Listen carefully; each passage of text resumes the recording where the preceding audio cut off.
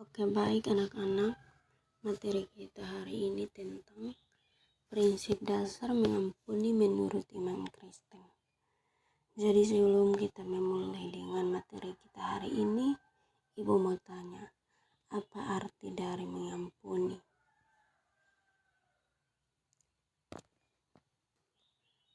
Jadi, mengampuni artinya memaafkan kesalahan orang lain dengan tulus hati dan ikhlas.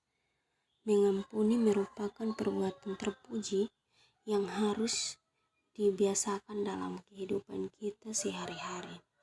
Mengampuni berarti memaafkan kesalahan orang lain dengan lapang dada dan tidak mengungkitnya kembali. Menurut Alkitab, mengampuni berarti merelakan kesalahan orang lain. Sama seperti Tuhan Yesus mengajarkan doa kepada murid-muridnya. Katanya, ampunilah kami atas dosa-dosa kami, karena kami sendiri juga mengampuni setiap orang yang berdosa, yang disamakan dengan orang yang berutang kepada kami. Lukas 11 ayat 4. Contoh perilaku memaafkan dalam kehidupan kita sehari-hari. Ada beberapa contoh. Yang pertama itu memaafkan teman yang pernah berbuat salah kepada kita. Yang berikut, memaafkan teman yang telat menepati janji kepada kita. Memaafkan teman yang telah mencuri uang kita. Memaafkan teman yang tidak sengaja menumpahkan makanan atau air kepada diri kita. Memaafkan teman yang pernah mengerjain diri kita. Jadi, kita sebagai orang Kristen atau iman Kristen harus mengampuni seseorang sama seperti Tuhan Yesus mengampuni kita. Sewaktu menggunakan perumpamaan tentang budak yang kejam, Yesus juga menyamakan mengampuni seperti menganggap lunas utang seseorang. Jadi mengampuni orang lain berarti kita tidak kesal lagi kepadanya dan tidak meminta ganti rugi atas kesalahannya. Dan Alkitab juga mengajarkan kita agar kita harus mengajarkan kita bahwa kita harus benar-benar menyayangi seseorang agar bisa mengampuninya karena kasih. Jadi Alkitab sangat tidak setuju dengan orang yang menanggapi perbuatan buruk itu sebagai hal yang sepele atau tidak salah. Allah memang mengampuni dosa besar Raja Daud, tapi dia tidak menanggapi kesalahan itu tidak ada. Jadi Daud harus tetap menanggung akibat dosanya. Allah bahkan membiarkan dosa-dosanya dicatat dalam Alkitab supaya kita bisa belajar darinya. Misalnya, kita meminjamkan uang kepada seseorang, tapi dia menyalahgunakannya dan tidak bisa membayarnya kembali. Jadi, bahkan kita bisa menanggapi lunas utangnya. Meskipun begitu, kita juga bisa memilih untuk tidak lagi meminjamkan uang kita kepadanya lagi.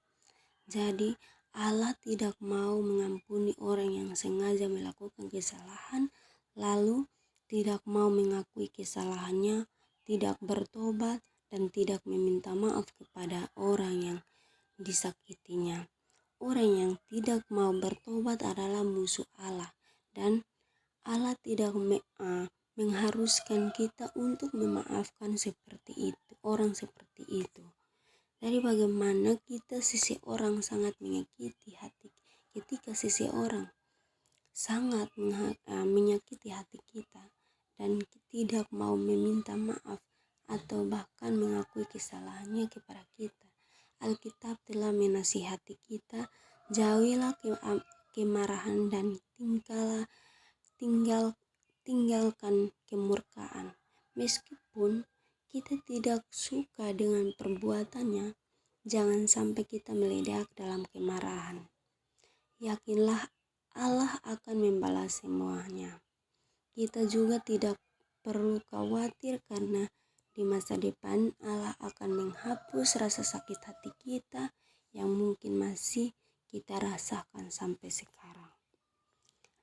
Daripada memaafkan orang yang kita pikir bersalah terhadap kita, kadang lebih baik kita mengakui bahwa mungkin kita yang terlalu cepat tersinggung.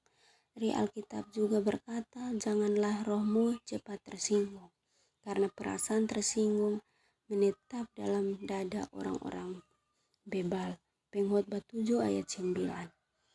Jikalau kita mengampuni seseorang bukan berarti kita menyetujui perbuatan salah atau menganggapnya tidak pernah terjadi. Kita hanya tidak mau mengingat-ingatnya lagi. Karena kita tidak mau memendamkan keamarahan kita dan kekesalan kita. Kita bisa tetap tenang, lebih sehat, dan lebih bahagia. Dan yang lebih penting, jikalau kita mengampuni orang lain, Bapa yang di surga juga akan mengampuni kita. Tidak ada yang sempurna di dunia ini. Sewaktu kita membuat kesalahan dan orang lain mengampuni kita, kita pasti merasa lega. Jadi, kita juga seharusnya mau mengampuni orang lain. Matius 7 ayat 12. Jikalau ada hal kecil yang membuat kita tersinggung, kita bisa mengikuti nasihat Alkitab. Teruslah bersabar seorang terhadap yang lain. Kolose 3 ayat 13. Ampunilah orang yang bersalah kepada kita secepatnya, sebelum kemarahan kita bertambah besar. Jadi,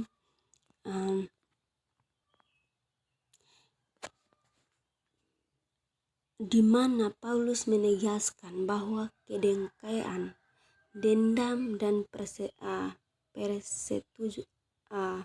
perseteruan sama sekali bertentangan dengan pengakuan iman Kristen sehingga harus dibuang jauh-jauh. Janganlah orang Kristen menipu dirinya bahwa mereka memiliki iman yang cukup untuk memperoleh jawaban atas doa apabila mereka dengan diam-diam menaruh permusuhan atau kedengkian terhadap seseorang. Yesus menginginkan agar kita memiliki sikap yang suka mengampuni dan menolong mereka yang bersalah kepada kita, daripada sikap yang membalas dendam atau rasa benci.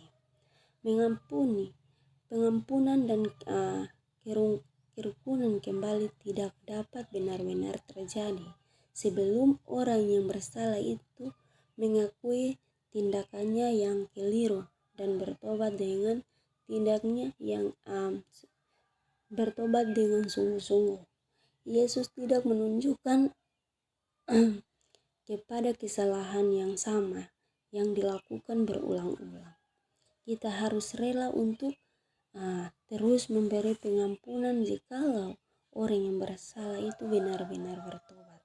Pertanyaan Yesus mengenai mengampuni 7 kali sehari tidak dimasukkan untuk membiarkan orang yang terbiasa dilakukan. Ia juga tidak bermaksud bahwa orang percaya harus membiarkan seseorang untuk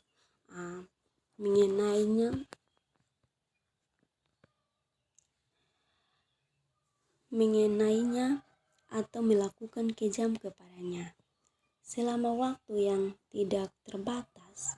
Sebaliknya, ia mengajarkan bahwa kita harus memelihara suatu sikap yang selalu siap untuk menolong dan mengampuni orang yang bersalah kepada kita. Materi kita cukup sampai di sini. Mungkin ada yang mau bertanya. Ya baik, kalau tidak ada yang bertanya, Ibu akan menyimpulkan materi kita hari ini. Jadi kita sebagai orang beriman, orang Kristen, kita harus mengampuni dan memaafkan orang yang bersalah kepada kita, sama seperti Tuhan Yesus mengampuni kesalahan kita, dan Tuhan Yesus mengampuni dosa-dosa kita di atas kayu salib. Cukup sampai di sini. Minggu depan kita akan lanjut dengan pelajaran berikutnya. Shalom.